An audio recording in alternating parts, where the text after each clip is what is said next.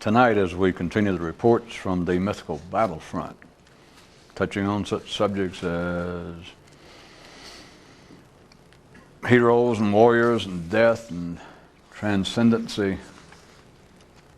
The news remains, as before, neither good nor bad, simply promising to the alert of hearing. And, by the way, I was just handed, it was fresh off the wire, comes a word from one quarter which says, it's a quote from some, says, after the revolution, the first thing we do is kill all the intros.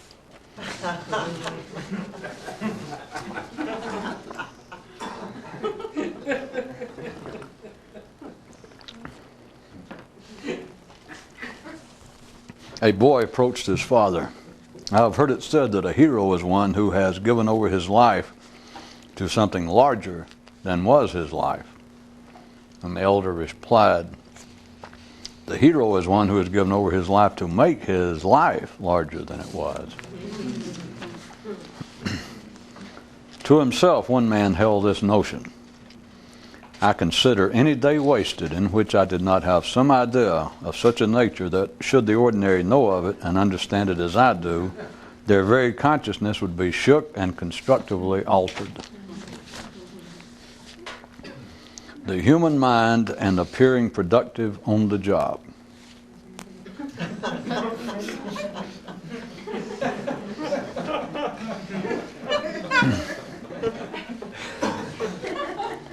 If you keep enough just stuff on your desk, you can always seem busy just shuffling it all around.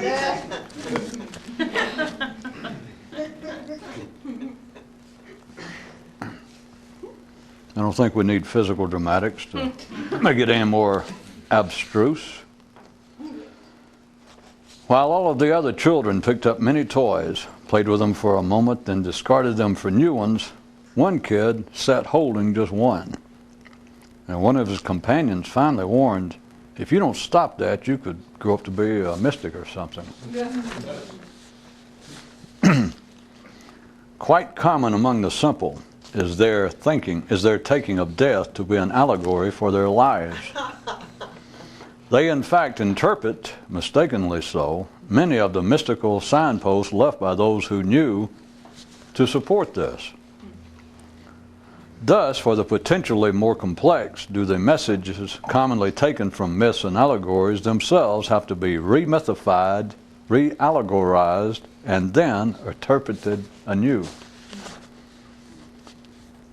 The general history of man appears to be two histories. One, a history of his deeds, the other of his ideas.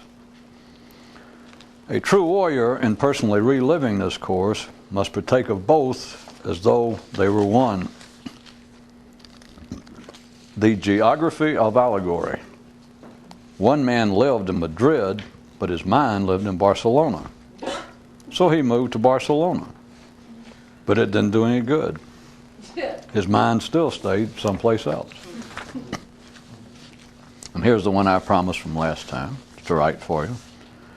A guy said to a man he thought might be a mystic, you know, it almost seems to me that if all non-survival aspects of man's life are more or less bullshit, then any attempted transcendence thereof would be even more so. And the man replied, could be. Yeah. Amongst one warrior band was an idea that said to them in private, without respect, there is no quiet, and without quiet, no heroic deed. The allegory of geography. One man lived in Spain, but his mind lived in Barcelona. And a student objected, but Barcelona is in Spain. Ah, but so too is a man's mind in him. And a lot of good that does.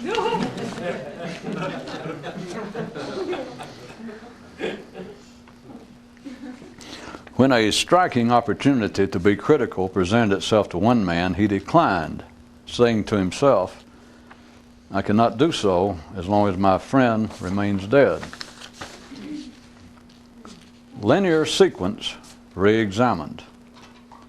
The beginning of Copernicus's theory was a Nachtwurst. The beginning of pigs is roots. The beginning of roots, rain, and rain is caused, now in part, by Copernicus's theory.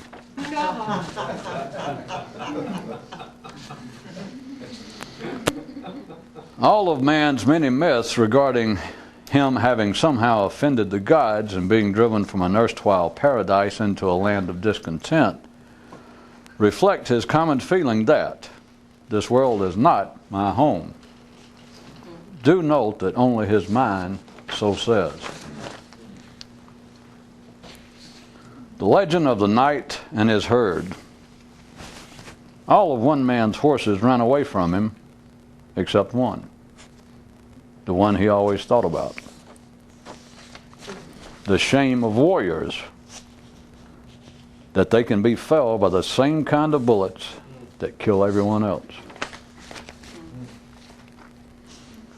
One guy who some thought played strangely as a kid grew into a man who was curious only about things that were of benefit to him. The Nosy People's Society objects to such as this on the basis that it constructively discounts exactly 1/2 of human history. One chap looked at what normally occupies the mind of man and mused, "We are all either simpler than we think, or else astoundingly easy to distract and entertain." And on his back, someone later pinned a sign that said, "So what else is new?" In non-physical terms, it's hard to recognize a hero until he's dead. Thought. There is thought, and there is argumentative thought. Ordinary thought is argumentative.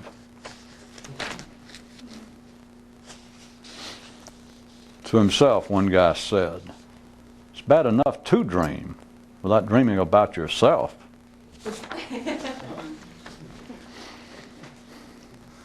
And within himself, another man could find 2 histories, reports, and explanations of man.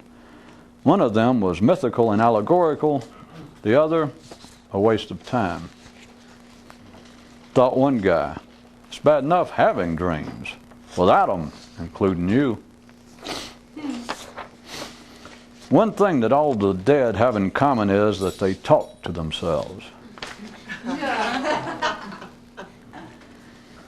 The human mind and residential kemptness. By the time you move into the house, it's already untidy. The human mind and residential kemptness was the title to that.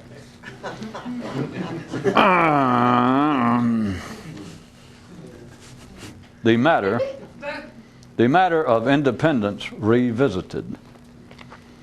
There is no such thing as an independent creature. Closest you'd come around here would be in the general area of thought, perhaps. One who should know once put it like this: it is not so much a matter of freedom as it is release. Release from such meaningless ideas. A true warrior doesn't talk to the dead. A true warrior doesn't talk to the dead unless by his own purposeful choosing. 3 levels of one set of comparative definitions. The world, a car. The mind, a dog chasing it. Second level, the thoughts the world stirs up, a car. The mind, a dog chasing them.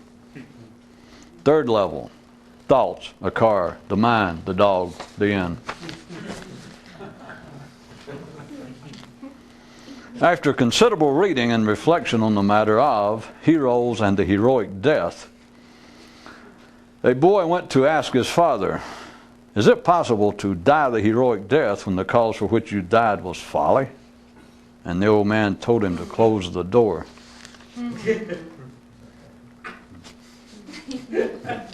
Howbeit, thought a wounded warrior, that a hero could be foolish and stupid.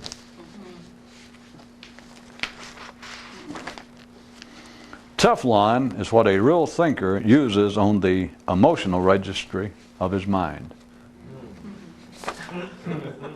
Okay. All right. Teflon is what a real thinker would use on the mental registry of his emotions. One man told his personal mystic, "For my birthday, I'll tell you what you can do for me. Don't act friendly. I know that as long as I like this, you'll like me, and that's quite sufficient." And he closed the door as he came and went. When it comes to the matter of transcendency, the simple always think of it in physical terms, while the knowledgeable do so in the context of consciousness. The useful weight on a true warrior. There are no heroes once your hero's dead. And in the ashes of an ancient warrior's campfire was the coded message: don't be sad over that which makes you cry. The hero's now gone, yet speak to those still here.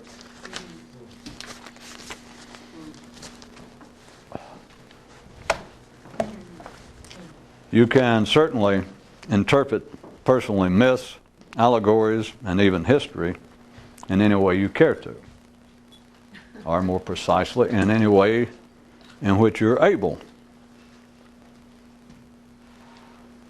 Taking note for a second that history is, once you see it, history is in the same category, at the same level as parables, myths, and legends. I know for everyday operations and for you to receive your degree and to pass for sane, you must pretend otherwise. But all of the debates over how much of history is fraud and how much of history is simply reports of the victors and how much of history is biased, once you see it, you can just forget all that. History is as much a myth as labeled myths. There is only one true history, and that is genetic. That's the only place that real history lies, and it cannot be written down. You either know it or you do not. Back to the fact that you can take all of the myths, all of the allegories, the legends, in all sorts of ways. Or as I put it, sort of as a joke, I said you can interpret them in any way you'd like to. I was going to interpret it for you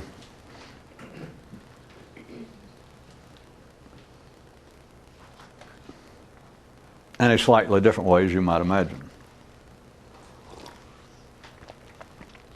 First off, the same as history, you would note, anything that is worthy for ordinary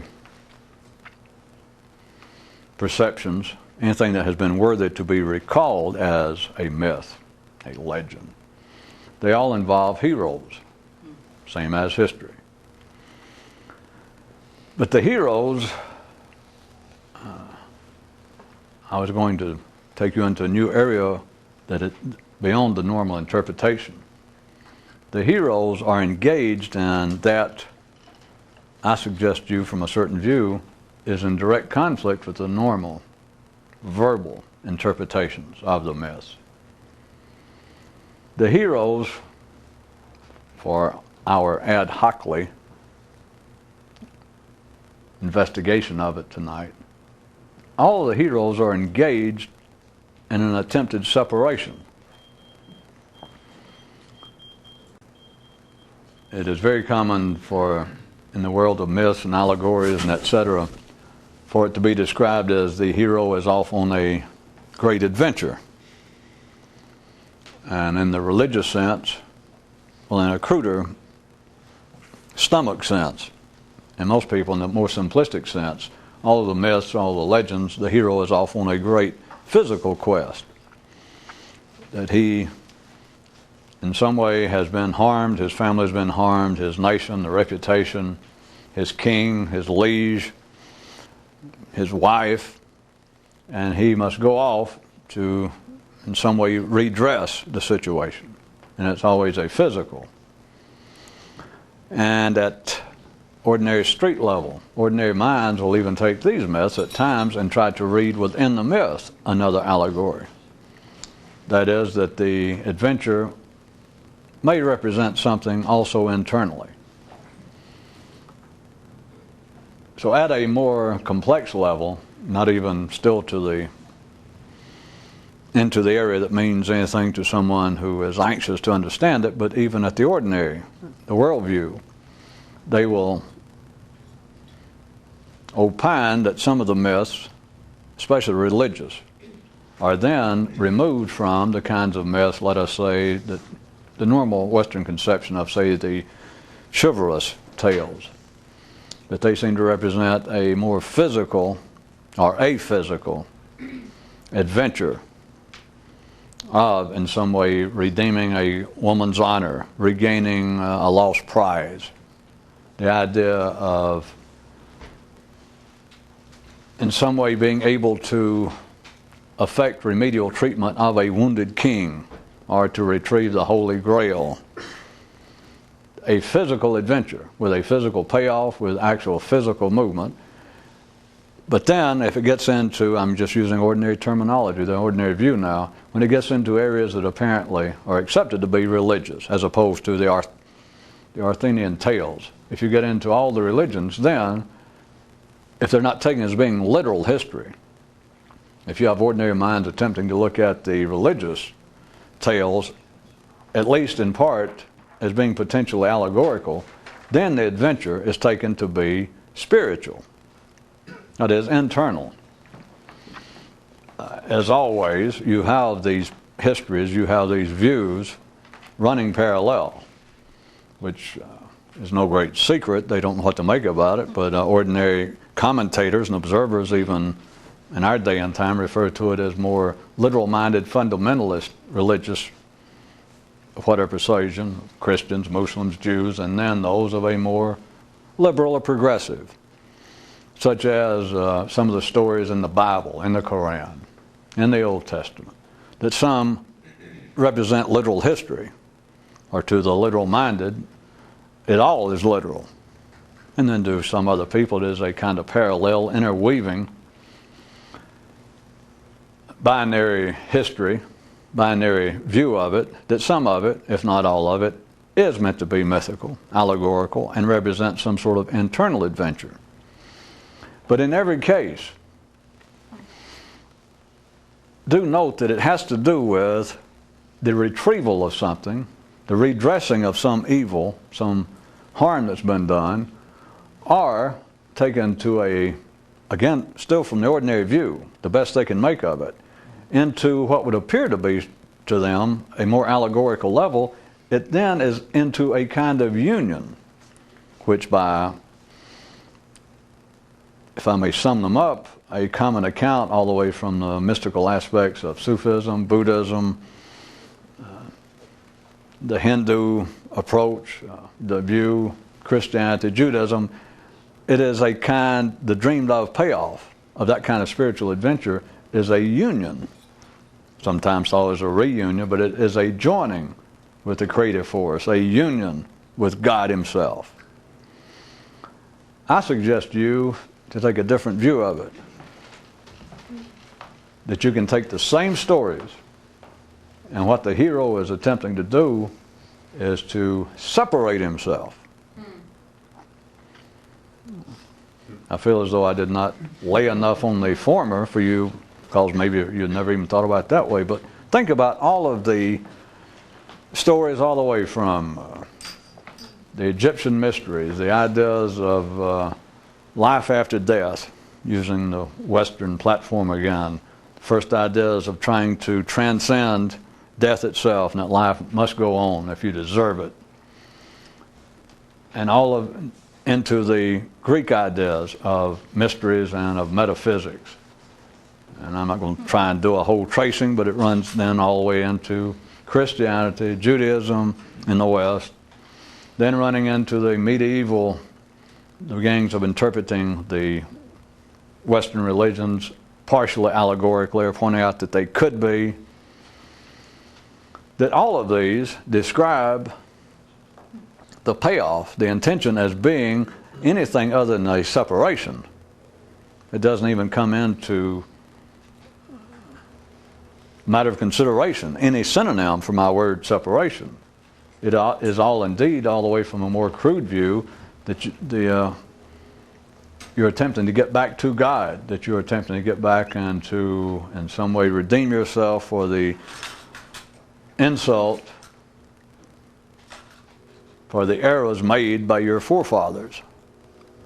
Or, looked at a bit more positively from an ordinary view, the kind of description of the mystical experience, the enlightenment, that when it does happen, when that moment happens, that one is then one with God. That all of these, they take then the stories that Jesus said something like that, Moses did, Buddha obviously did, Muhammad did, all these things about God and I are one, that I am now one with the Father, I am now one with the universe. Hindus use that more than they do a specific identification with some deity. But it all is what would appear to be, from an ordinary view, a kind of positive rejoining or a joining of the hero with something. I suggest you consider it that they are attempting to separate themselves. Consider all of the stories, or any ones you want to pick out. The adventures back to the simple level, back to the more physical level. A knight goes off to retrieve something has been lost. He goes out to retrieve his beloved, whom some nefarious forces carried off, some dragon took away. Or the king lost his crown through the invasion and the ill works of some outside force. Or he's attempting to regain something or to gain something that would have a magical potential. Swords, knives, crowns, bowls in which sacred blood was captured. That it all is something positive, that he leaves where he was and he goes out, and it's some positive act that he intends to come back. Because at any ordinary view, from any ordinary interpretation of all myths, all religious parables, history itself, when there's a hero involved, to do something heroic, to be worthy of being remembered, literally and allegorically, you must leave where you were. There is no adventure if you stay at home. They must go away, and there's always some reason that they go away, and then for the heroic deed to reach fulfillment, for the deed to reach birth, to run its term, you must go succeed, and you must come back. It would do no good if someone went off. If a knight goes off and through all sorts of hellish adventures actually finds the spear that pierced Jesus, found the bowl that held the hemlock for Socrates, found the Holy Grail, who knows where, way down in Africa somewhere, way over in China, and he finds it and goes, whew, my life was worthwhile, but he never came back, he never reported it. You understand by now that you can't prove whether he did or not, because for all operational purposes it did not happen. So he has to return. So even the original leaving, which is required for the adventure to take place, you must leave, which you could look at as a form of separation, but from the ordinary view, that is simply the intro, that is the preface, that is the first step of the adventure, is you must leave for whatever apparent cause one is undertaken, for whatever purpose. You must leave. You cannot stay home and be a hero. It is not possible. So they go off, but then you must return. So the separation is simply a step.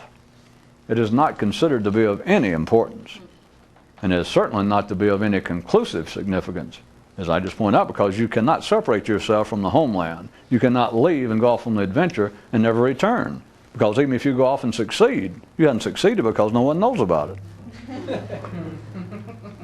So you understand the idea that I'm presenting to you through the word separation is absolutely unthinkable. It is, in fact, antipodal to any idea of a hero. That is to say, separation, leaving, and to add no further comment.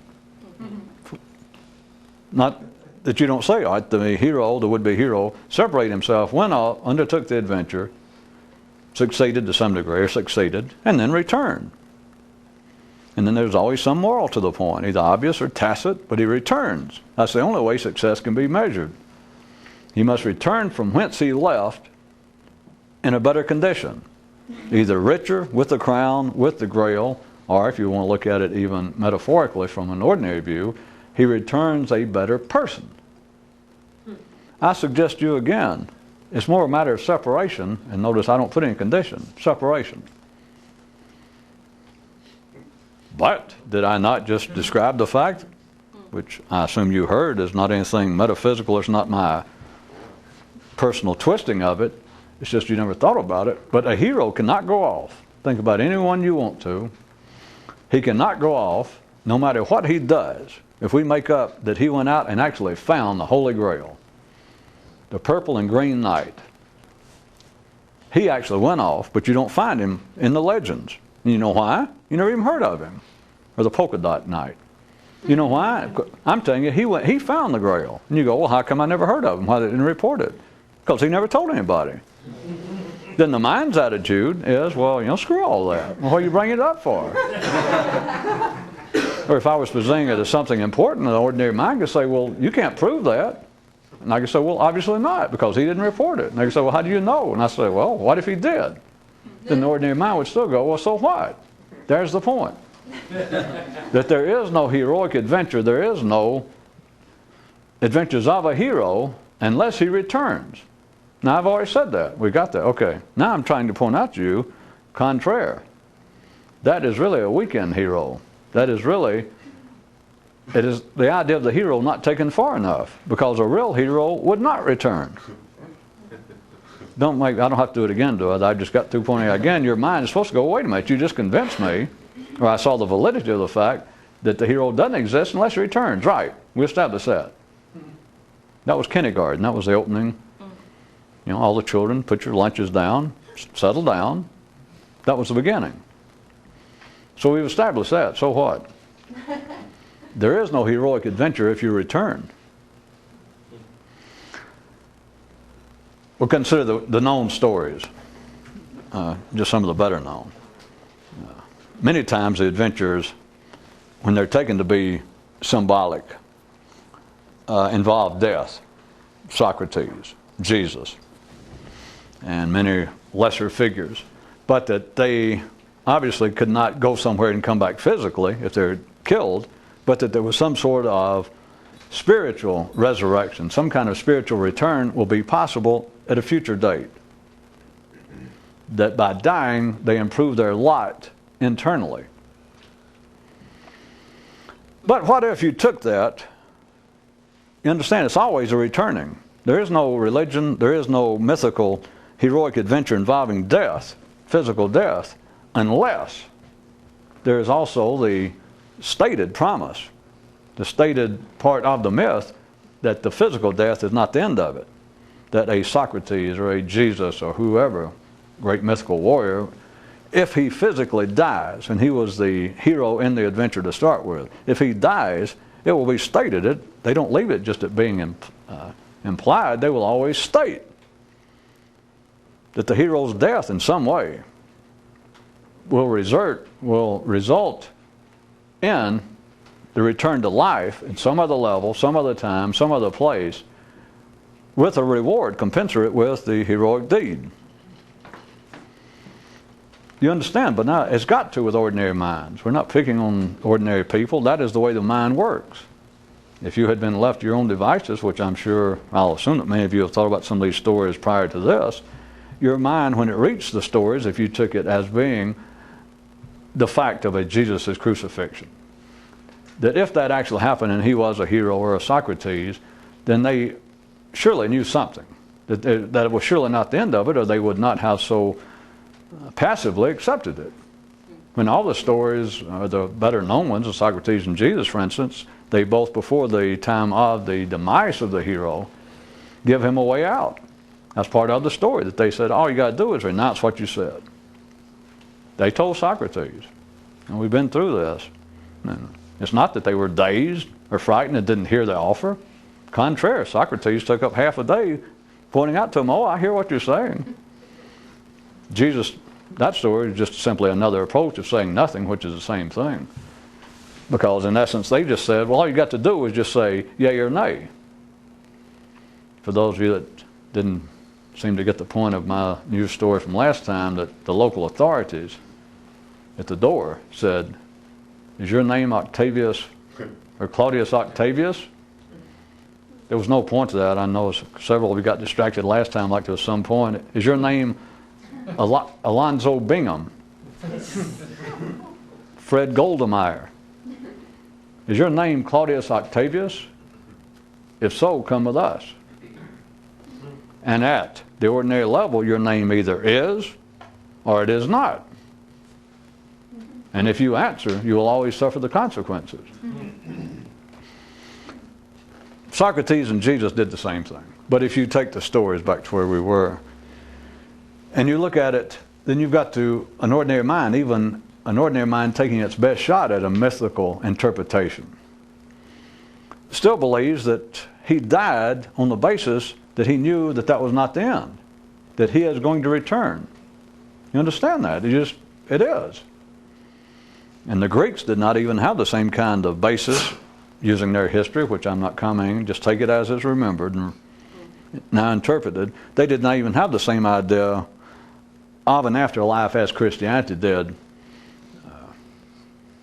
more or less 500-600 years later, and especially now. But they both carried with the myth the story, obviously, that was not the end, or else a life spent in heroic effort, a Socrates, a Jesus, would have been wasted.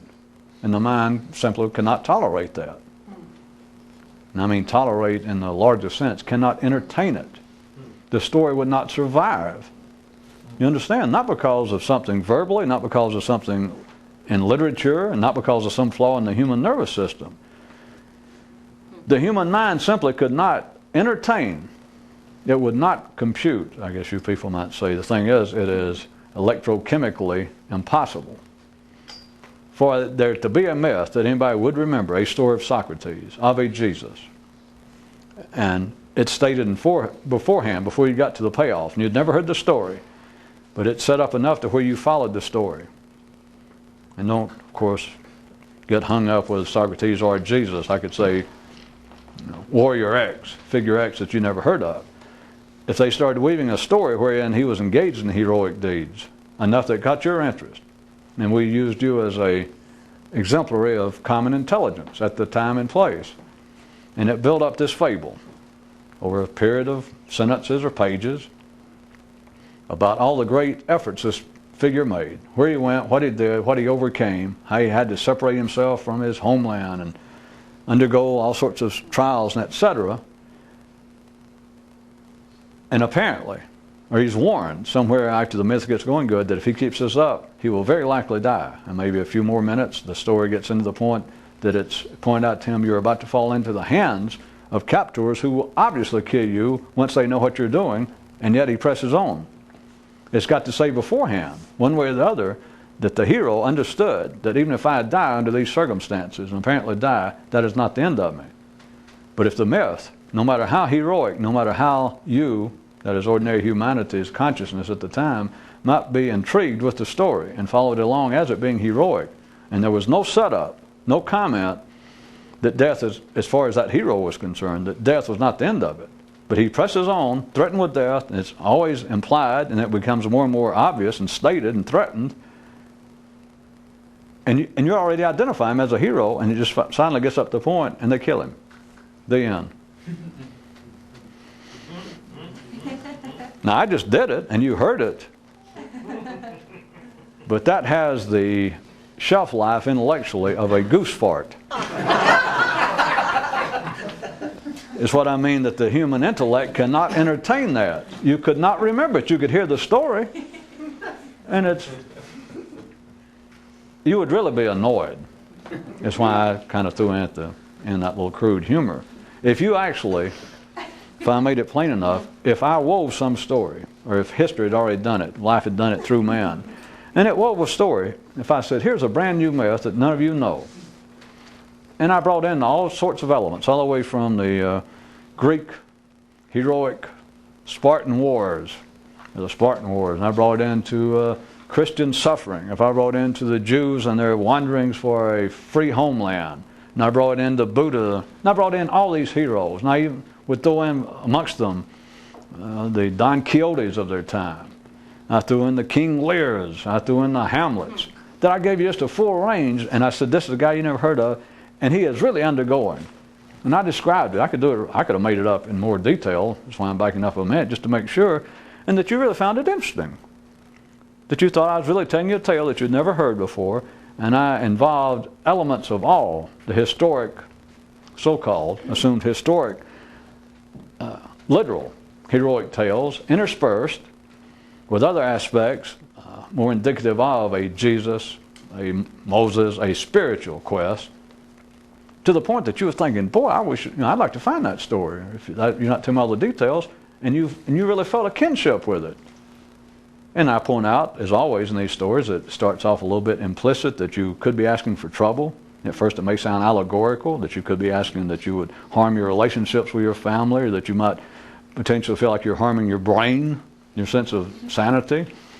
And then it becomes more and more physical in the story. The threats, the local authorities begin to say, don't do that stuff. Stop all that. And it goes on.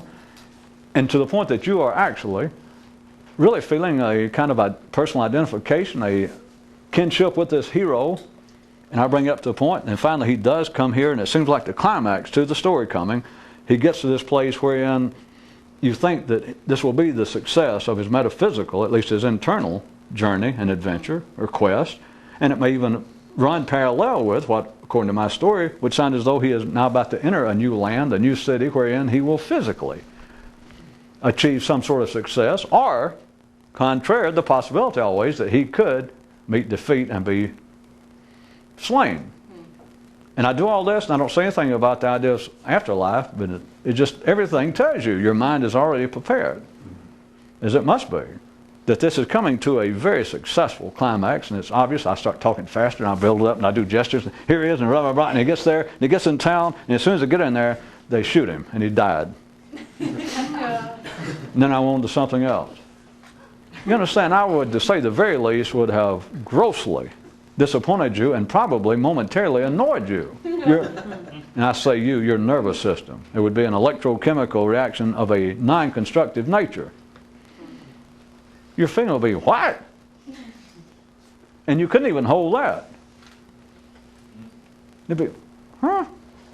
And then either I would drag your attention away like, well, let's go on to something else, or else you would have to go, what? God, it's hot. Jesus. You just can't do anything with it. Now, back to me suggesting that the stories could be seen as a separation. Because you understand, when it gets down the closest that ordinary minds can come up with in these ordinary myths and allegories is separation, but that is simply the prelude. That is one step in a two-step, in a minuet. It is just one step to separation, which the ultimate would seem to be to ordinary minds, death. But that's not the end of the story. It never is. And it doesn't have to be religious, what I'm telling you. It never is. It is always followed by. It's always, even if the story seems to stop at death, you've already been set up to be warned or to be promised before the end of the story. If it apparently physically climaxes in the death, physical death of the hero, you've already been prepared. You've already been promised this will not be his death. That if indeed he gets to the end of the story coming up and they do put him to death, that is certainly not the end of it. And you knew that. Or you wouldn't be interested in the tale. You wouldn't even read any further. Good has got to triumph. Put it real crudely, but I'm giving ordinary humanity because there are plenty of people in the ordinary world that can carry it a bit further. That they can take myths and allegories mythically and allegorically. But they don't do it enough. Is what we're getting to. So they cannot by any means take death as being the climax to the story. That is separation, which to ordinary minds, death is the ultimate separation. I mean, you can't improve on that. If I say, we got a little contest here, I got a little $5 in my pocket. Who can come up with a greater example of separation, the word separation, the concept of separation, than death? And you can't. That's it. So, for me to say that the proper description of every hero's adventure is actually his attempt at separation, not unification, not retrieval of something lost, and not even the temporary separation to go off and retrieve it, because remember, there is no success until he returns. Assuming right quick before I jump, I started to say ahead of myself to make you feel better so that you won't think you got lost. Assuming I'm giving you a valid description of something else, that is, that the real stories are separation without a return, that the hero goes off and does not come back. What would your mind tell you immediately from what we talked about thus far if I just said, all right, let me jump ahead of myself and say that's what I'm about to get to, whether I am or not? Let's say that I told you that. What would your mind do?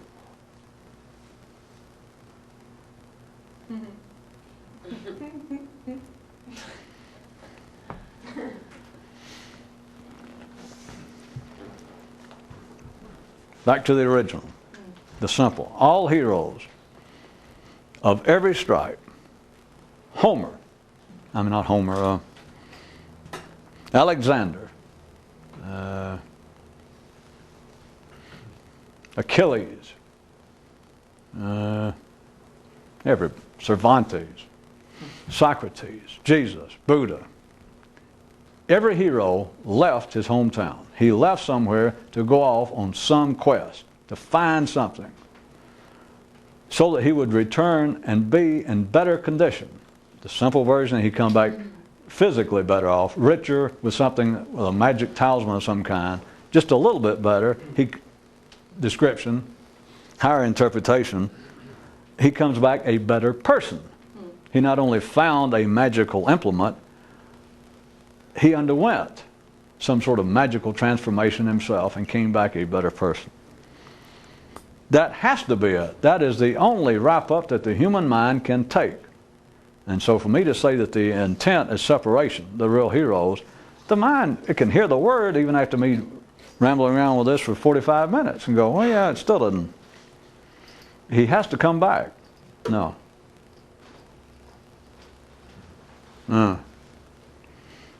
As always, that is life's way of taking off the pressure. That's a cheap description, and I say cheap description on the basis that it is not fully informative, but it's the best one. That's the easiest one. Well, I'll give you something to compare it to. The one I just said, I just spent 45 minutes giving you a synonym. And I just wrapped it up in one sentence, even though I perhaps didn't say, all right, it's cheap. But here it is. What if you considered the myths and the stories that it's separation and never return?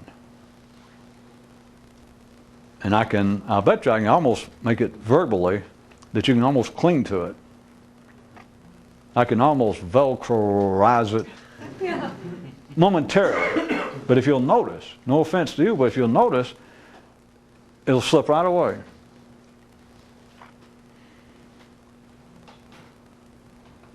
So which story how about Socrates? Here it is, you've got a long build-up. Lived a long life. They threatened him. Finally condemned him. Stood right there, heard it, still lucid. Nobody ever questioned his intelligence, his ability to understand what was going on. Offered him a way out, almost insisted, almost tried to kidnap him and make him slip out that night. Well, anyway, before that, after they said they condemned him, but they'd already sent him word, listen, the point is all you got to do is renounce this, just say you won't do it again. We don't give a damn whether you, well, who cares? Just do it. He said, okay, they said, you ready? He said, okay, let me talk. And all he had to do was say, all right, I agree. Wink, wink. And everybody went wink, wink. They were going wink, wink in public. Wasn't that secret? Just wink, wink. We have satisfied the requirements of ordinary, mundane reality. So they said, all right. And I'm sure they all thought, well, at least we got this over with, and we'll all go have a drink. He's going to say, okay, I will. Wink, wink. And they'd all wink and go, well, in that case, we'll find you in 2 hours of community service.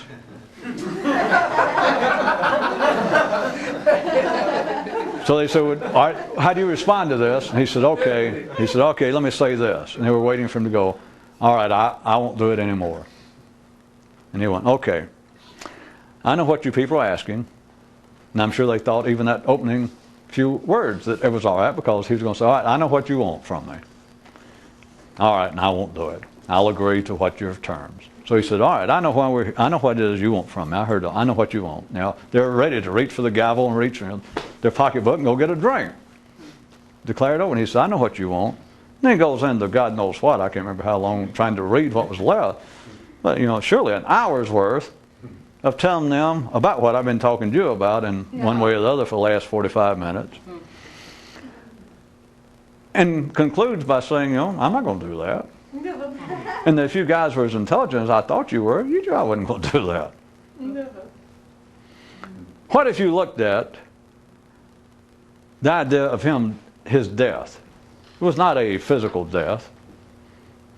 But even if we take it up to ordinary man's conception of potential nourishment within myths and tales, that there are ordinary people. So, well, maybe it did happen. But you're right, if I really push myself, I can almost come up with a mythical story. I can almost come up with an allegorical kernel within the story. You've got to be able to find, if an ordinary mind can find an allegory within history, what I'm trying to tell you is, you've got to go past that. Because that means it has not been allegorized sufficiently. That you've got to be able to allegorize the allegory. And that's what I'm trying to get you to consider tonight. There are people, I'm sure, without any doubt throughout history, their minds, part of the neural system of life, vis-a-vis humanity, that have taken it. Whether they would probably still say, well, it may have happened, but I can get an allegorical message out of that. I can get something out of that.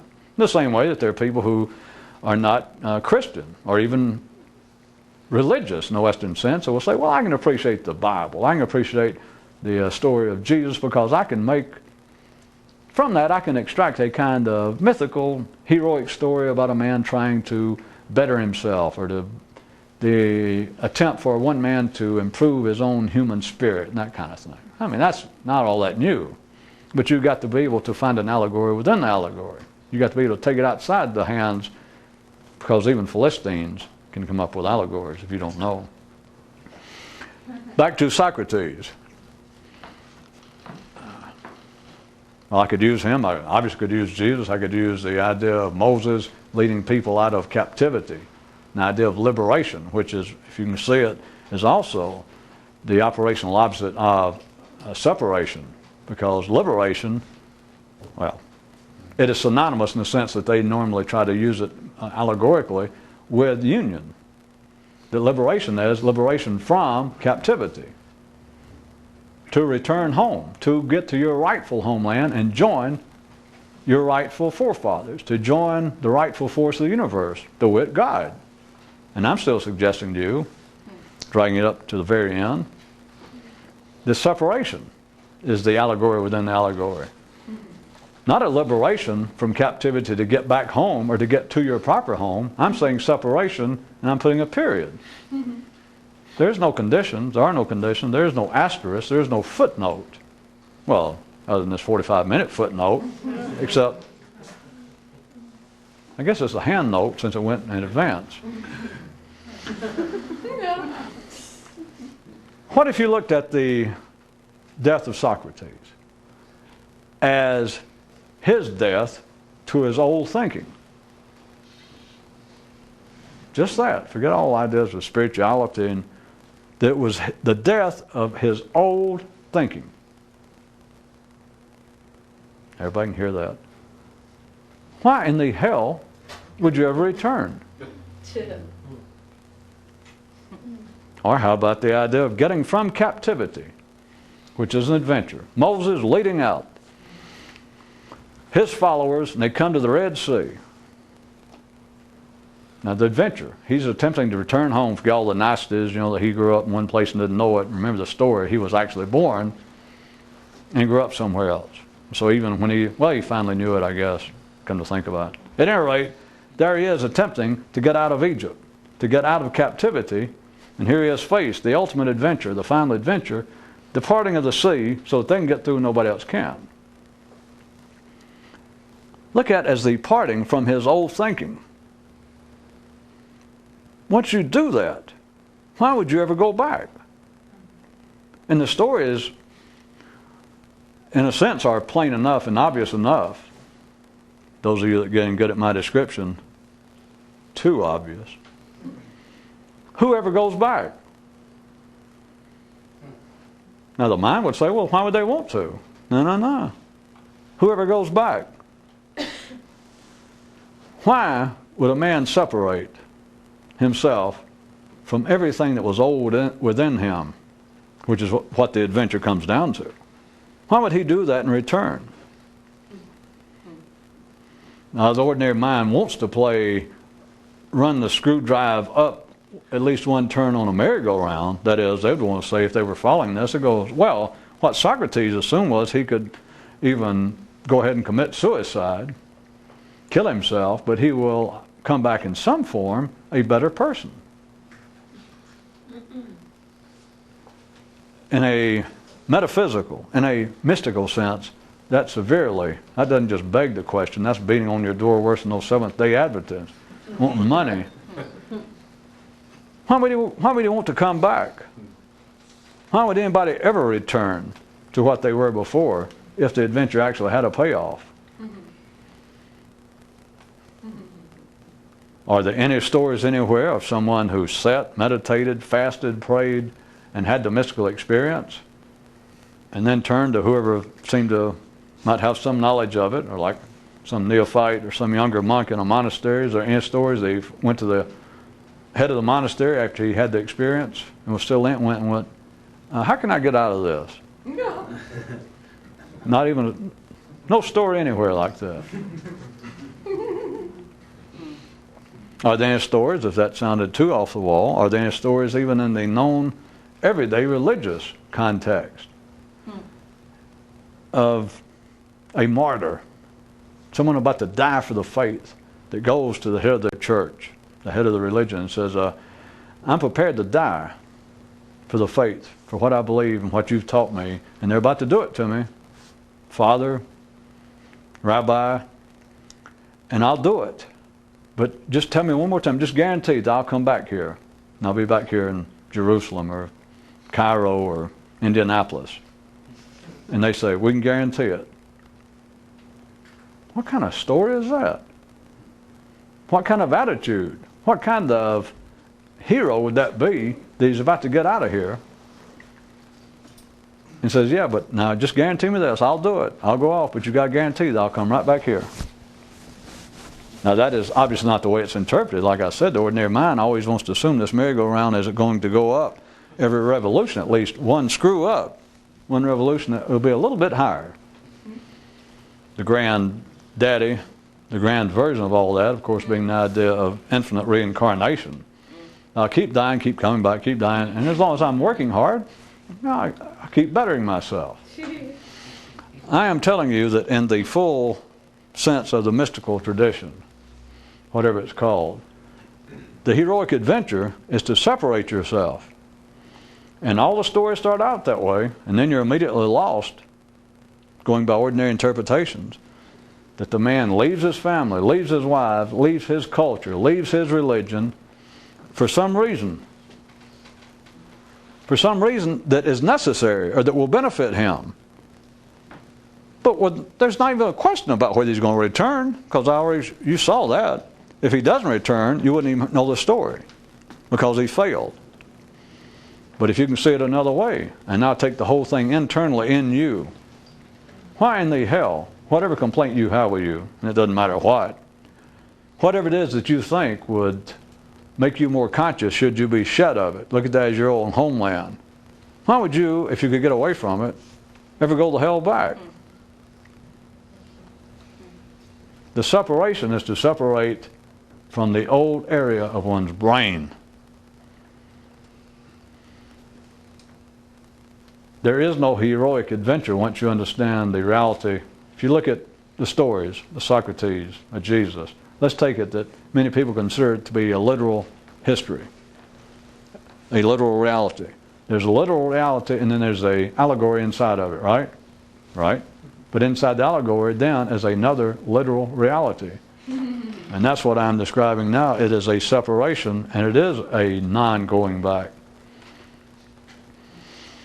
There is no way that ordinary minds care to hear this, and there is no way to verbally weave such a tale, because it always has to be that the hero goes off. If he succeeds, which is only tales that are retold, he succeeds and then he returns. And he either does it physically or he does it in another life, which the latter is that's a cheaper shot than the kind of stuff I give you. That is life at its best. And that is the simple-minded at their most simplistic and gullible. Non-thinking. They go, oh, okay. There is no going back. That's why the whole idea of death, as I point out, the simple are wont to take the mythical tales and allegories of history, religion, and otherwise. They are wont to take this, and they never describe it this way, but they're wont to take the idea of death as being an allegory for their lives. Because that represents the ultimate, even should they try and think just a little. Talking about ordinary people, should they try and be analytical, allegorical, mythical, just a teensy bit, they always confronted with the idea that we've got to return for this to be, for the adventure, in my mind, to be successful. And therefore death seems to be the ultimate hurdle. What if I go off on the adventure and I die? What if the adventure itself affords the opportunity to die? What if the adventure itself requires that I die? That can't be the end of it. All of that's just a cheap way of not being able. It's the way that life provides, based on the binary forces running your mind in a three-dimensional system, that the separation, the going off, can't be the end of it. Because it would take a mind that was not limited to 3 dimensions. Because you would have to be able to conceive of the infinite. And everyone from Einstein to, I believe it was Billy Graham and Boog Powell, all say there was some sort of conference that no one's mind can conceive of the infinite. Oh yes it can. But the ordinary mind, when it tries to conceive of it, goes, what the hell was that? You got to come back. That's the adventure. That's the adventure, is to go away and don't come back. That's why nobody ever hears of the real heroes. That's why no one ever hears, or I've been insinuating to you, it's not important, but that's why those you hear of, for every Socrates, he was like a sham, he was like a shill, he was like a shadow, to use one of his students, the idea of the shadows in the cave. The Socrates you heard of was the shadow in the cave of the real Socrates. And don't ask me who the real one was, because if you knew who it was, you wouldn't have to ask me. But that wasn't him. Because the real one didn't die. And if he did, he didn't come back. Or if he did, he didn't think he'd come back. Do you follow all that? Or I put it to you another way. How can a shadow die?